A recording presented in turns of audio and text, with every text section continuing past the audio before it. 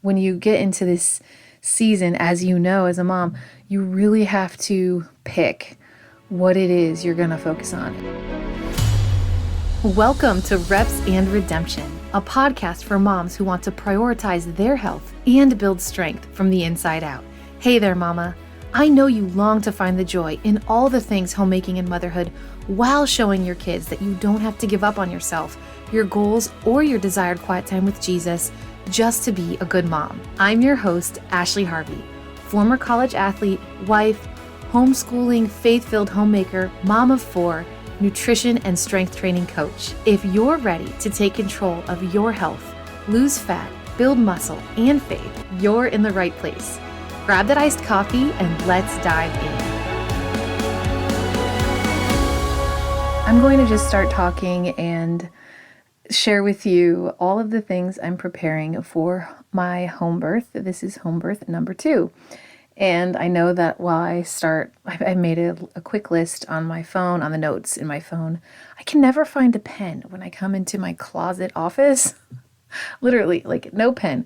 But I started this notes for this episode several weeks ago as I was starting to prepare and get ready, because I was like, oh my gosh, once we hit June, it's like almost here. And now we are in July. And if you're listening in real time, again, just like I said in the last episode, baby is due. The due date is July 17th. So he could be here already when you're listening to this. I'll explain why I'm recording so early. And I guess, actually, I'm sure, you're smart. You can take a guess.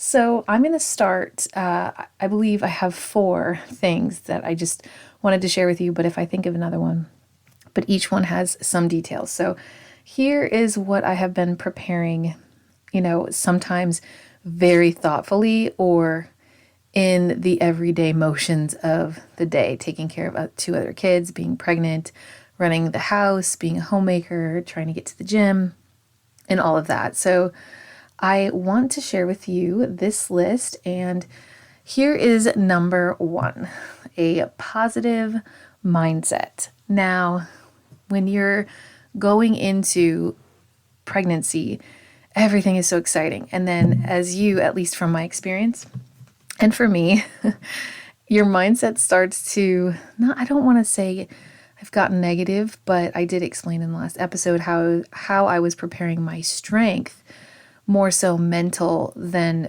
physical strength training, but mental and my faith, because as the time approaches, and if you know what you're going into or have a little bit of an idea, your positive mindset can, or your excitement can be like, oh my goodness, I'm a little nervous, or I'm a little scared, or I hope it's not a super long labor. And, you can go down the rabbit hole with that. So for the positive mindset part, one of the things that I've heard, other people ask, or I've asked myself, is essentially, what do I want for this home birth?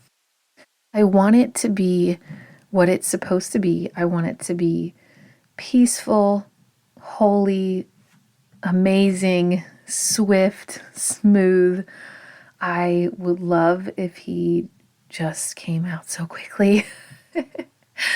However, I also want to rely on the Holy Spirit and the Lord for strength, and I want to relax into the contractions, not fight them.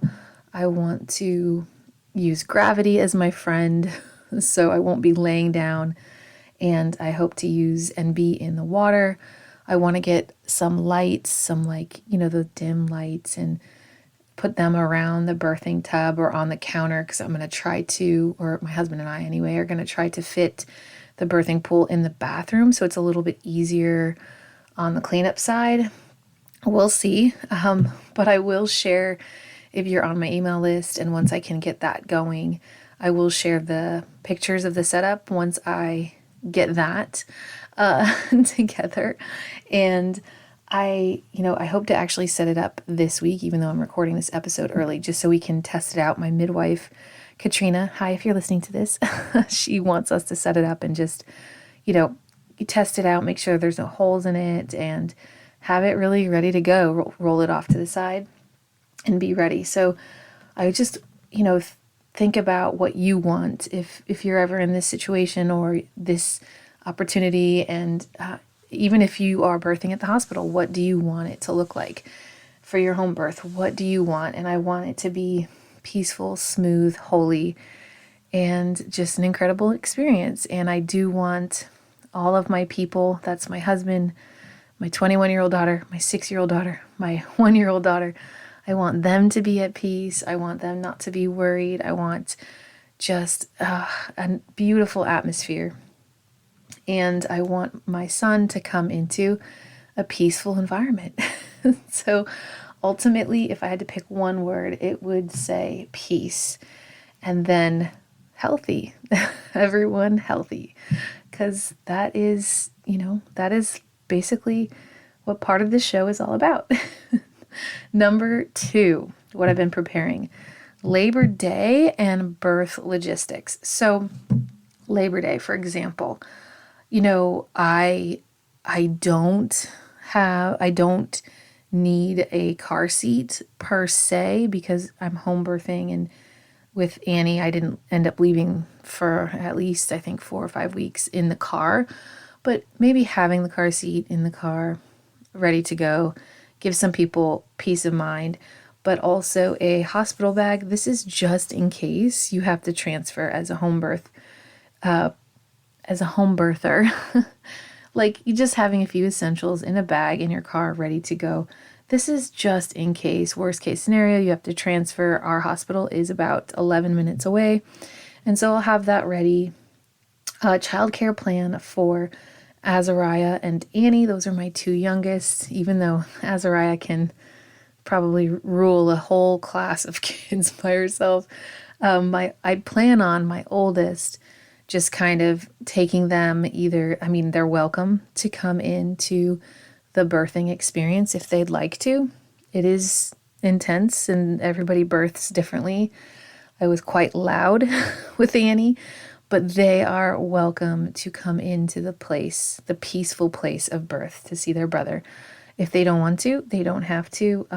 So my plan is that my oldest will take them outside, go on the sprinkler. I might put Annie's car seat in her car and she can take them up the street to the donut shop like she took Azariah last time. And also, if by chance Chloe's not here, I do have a neighbor I believe would be fine if I said, hey, I'm in labor. Do you care if my littles come over for a little bit? But this is just in case it happens during the day. Both of my births took place when it was still dark out. Labor started, and Azariah was born at 1:11 a.m. and Annie was born at 8:20 a.m. Right at my kids weren't even up yet. Azariah and Chloe, they got up at 8. So they only saw Mom in a very intense, moment for maybe 20 minutes, and they were, in and out. And my midwife arrived at 7:45 a.m. So, you can imagine everything was on the way, even though it was just me and my husband for most of the time. And it was beautiful. It really was. So, I mentioned that. Create a household cheat sheet for my household. This is for the homemakers, okay? This is chores, foods, naps, snacks, dinners, breakfasts, homeschooling time. Gosh, you know what you do all day, and you know how you like to run your ship when the captain or the master is at work and you are running it. And I have a household plan that I've created of what do I do on Mondays, Tuesdays, Wednesdays, Thursdays, Fridays, Saturdays, Sundays, and it's in a binder. I got the idea from, I can't even remember her name on YouTube. I liked her show, but I watched it for her binder planner of the day. It's awesome, and it's so simple. It's 2 different household things each day, and then obviously the kitchen every day, and certain things that you tidy every day. But just to keep it going And so no one's like, well, what do I do? Like, how do I help? And because I am doing a 5, 5, and 5, so that's a postpartum rest where it's like 5 in bed. Now listen, that's really hard for me. But like I can get up and go to the bathroom and get a shower, hold the baby in the chair. But the whole point is to begin healing. And it takes us almost 18 months to heal from birth. It's a very long process. And I have an incredible family and an incredible husband who wants me to rest. So my job right now is to create a plan, like a household, theme, if you will, of, when everybody does the things that they do. And I told him this morning, this is for example, I was like, babe, one of the best breakfasts you can make is Greek yogurt, fruit, a little drizzle of local honey, put some of our, local granola that we get on it. And that's it. Now, my kids eat like 3 breakfasts. Second and third breakfast happen. If you homeschool, you know what I'm talking about. And, and I told him, by the time you eat your eggs and kale and bacon, they'll be ready for an egg. So you can just throw an extra egg on there. But this is to help him. And listen, he's an engineer. He knows he's brilliant. But, still, like, I'm the homemaker. I run the house. So I'm just trying to make it as easy as possible for him and my oldest to kind of maintain things while I'm upstairs, because I'm supposed to be upstairs for at least 7 to 10 days. And then I'll come downstairs the last 4 or 5, and then they got to go back to doing their life the way that they normally do their life, my oldest and my husband. So I'm thankful for the rest period that I will have. And let's see what's next. Okay. My personal work plan. So that is this podcast. This falls out under number 2, Labor Day, birth logistics. I put it here just before I started the show because I am very passionate about my entrepreneurial goals of this podcast. And I have been recording episodes and batching them, not because I love doing that. Like, I like being 2 weeks ahead, but I know, and if, you're a mom and you're a stay-at-home mom, you're a homemaker, maybe you even work from home a little bit, or you're trying to do something that you're passionate about. I'm super passionate about fitness and nutrition and learning about entrepreneurship and business and how to grow some sort of thing that I can eventually, create into something bigger. And I'm waiting. I love coaching. I love helping others, but I have to set aside time for this every week. And oh my goodness, has it been hard being pregnant. And I was just kind of not venting, maybe venting to my husband last night. Like, if I don't get up before everyone or stay up later, it's so hard and to get this time in. And he's super helpful, and he wants me to get, at least 2 hours solid straight during the week and 2 hours on the weekend. Honestly, I have bare boned this thing, and I'm not proud of it, but it is a passion project and something I love doing. But literally what I can get done in 5 hours is really all I need. Now, do I want 15 hours a week to work on Reps and Redemption, my website, my blog, my email list, the course I'm going to create? Like, yes, absolutely I do. But I have come to realize that it's just not the season for me to have 15, 20 hours a week. And upcoming, I'm going to have a newborn. So I've really taken away a lot of fluff. And I have decided that, no matter what, I will have one show come out a week, and I will focus on my email list and focus on the people who really want to hear from me and hear what I have to share, things I've learned about the fitness industry, things that I'm learning about myself, holistically speaking, all those sorts of things, and Pinterest. So aside from the show, and getting my website together, it's basically like email and Pinterest. And I have really cut back on social media. It has really fueled fear in me when it comes to, like, I think it's hormonal as well, but it hasn't been my friend. Like, every time I log on, it's something horrible or something, like, I can't internalize that. And then I try to share what I'm doing on Reps and Redemption. And I can see some, I've met some of you and I think you're amazing. And I love this Facebook group that I started. However, I do feel like it is a lot of work and a lot of time to put in. And it's the kind of time I actually do not have right now, because the return on investment, the ROI on social media is just not where I believe this is supposed to go. I believe I'm doing the right thing by, I believe I'll be pausing the group and just, whoever has given me their email address, I'll keep in touch that way.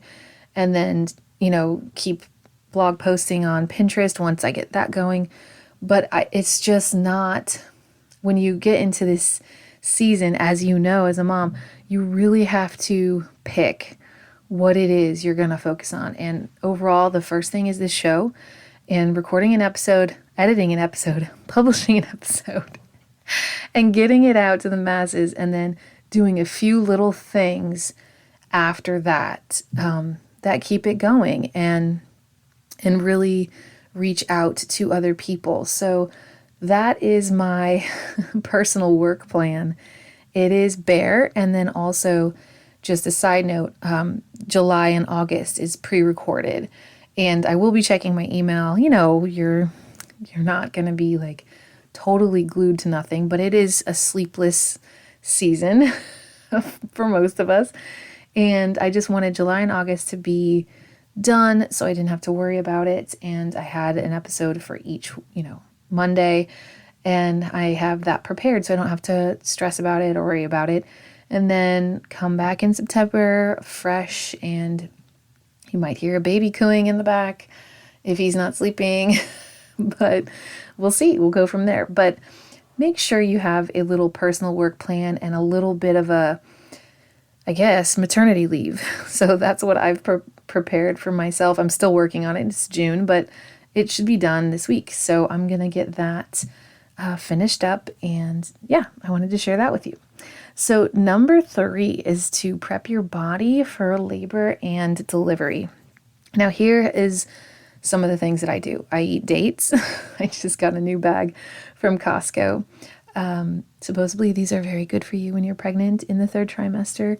And they, I don't know if they actually induce labor, but I know they soften the cervix and they might, but pineapple does. So be careful with your pineapple intake. So it says, my note says cervix, it gets softer and it faces, it's thinner and it's dilating. So it's opening up. I feel like mine is opening up, and that's just, I have this, you feel the sensation, and I do feel like I'm there. Maybe it's the dates, maybe it's the red raspberry leaf tea. I drink that as well.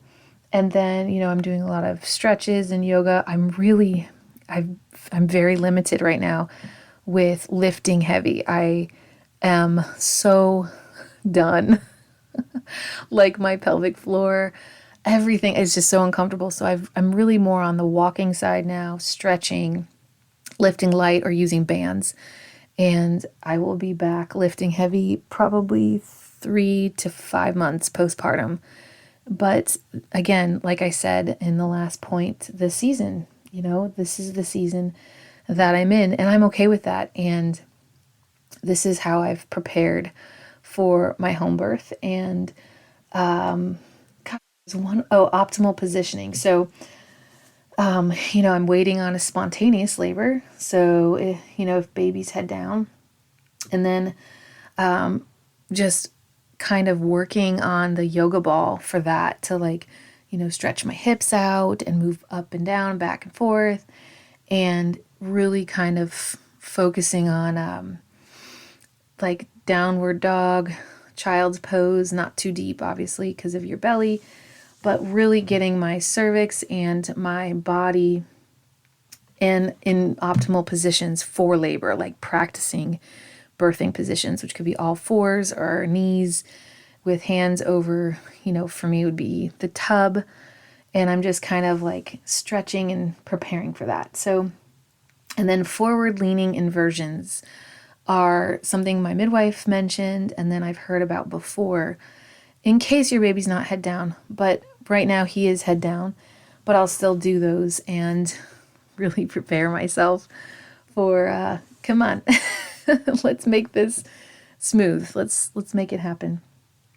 Okay, number 4. This is, now after I turn this off, I know I'm going to think of like 7 other things I want to share, but since we're hitting about 20 minutes, I think this is good. Number 4 is practice pain coping strategies, breathing and relaxing techniques. Now, I have just started with this, and I think I've kind of been avoiding it. When I say just started, a couple weeks ago, I downloaded the Christian hypnobirthing app. I mentioned it in the last podcast. I think it was like $19.99, but now I can use it whenever I want instead of paying like $5 a month. But it's just, breathing in through your nose and breathing out through semi-parted lips, like you're blowing the dandelion leaves off, picturing a rosebud that's tight, opening up so you can dilate. It's certain techniques that you practice, and then in other things that I've read and what I mentioned in the last episode is that my hands were so tight, I was so tense. I was, to be honest, not the whole time, but there were times when the contractions were so intense that I remember almost feel like I was fighting them, and you don't want to do that. It makes it longer, it makes it harder, and it makes the pain more intense. So I have practiced relaxing my hands, and I told my husband, just tell me to relax, or tell me to relax my hands. And then, I'm showing him how to press on my hips. My midwife's she's a doula also, and thank you, Katrina, for pressing on my hips last time when I had Annie. It made such a crazy difference. It was amazing. Like, it felt so much better during a contraction. So she's going to show him how to do that and where to press. But as far as pain, like just kind of releasing yourself into it. So how I'm practicing that, this sounds crazy, but my husband does a cold plunge every morning. And now he gets it pretty cold, not as cold as he wants it, which is crazy, but I've been doing it on and off. And now, listen, I know, I'm pregnant. Don't worry. I'm not doing it very long, like 30 seconds to a minute, depending on how cold it is. But what I'll do is I'll sit in the icy water and with my feet out, because it's another episode. My feet hurt so bad in the cold plunge. But what I'll do is, instead of focusing on the cold and how cold it is, I'll just take deep breaths. So it's basically several deep breaths, and then I get out. And I'm like amazingly rejuvenated. But I know that working on breathing and relaxing my body, or doing something difficult and focusing on something else, like my breath, has really and will help me for Labor Day. And then actually, okay, so I thought I had 4, and that was number 4. So number 5. So I have 5. This didn't have a number next to it, so yay. I knew I had another one. So number 5 is postpartum prep. I am prepping a list, which once I get it finished, but I'll give you some examples, but I'm prepping a list for postpartum. So basically, once he's here, you're postpartum. And there are a few essentials that I have learned I need, and then a bunch of stuff that, I had, with my first birth that, I ended up saying, no, I don't really need that.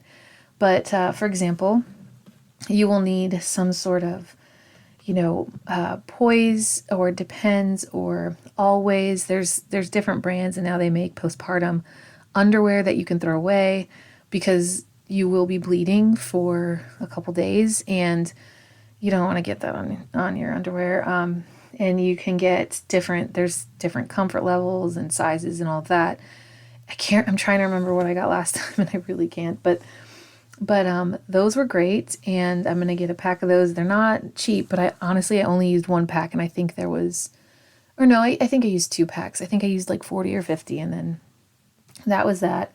Dermoplast, I know this is not crunchy. I know it's not holistic. I know that, and I just love it. So I'm getting 1 can of that.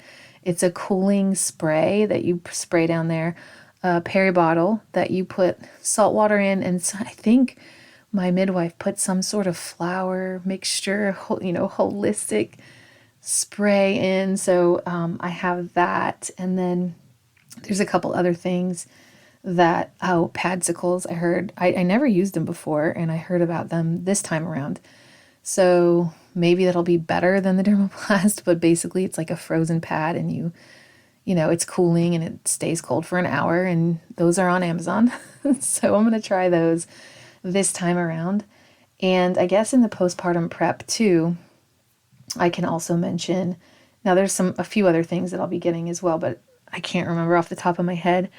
There is also, all the breastfeeding things that you might need. Now, I have not been a successful breastfeeder, although, I have wanted to desperately. It was very difficult to accept my first time around, and I ended up pumping for 9 months and supplementing with formula. Second time around with Annie, I gave it a go, but she ended up losing like 20% of body weight. It was very scary, and we ended up, having a donor.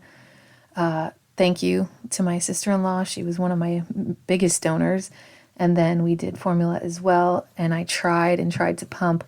Now, side note, I barely could get anything. And I know what I'm doing.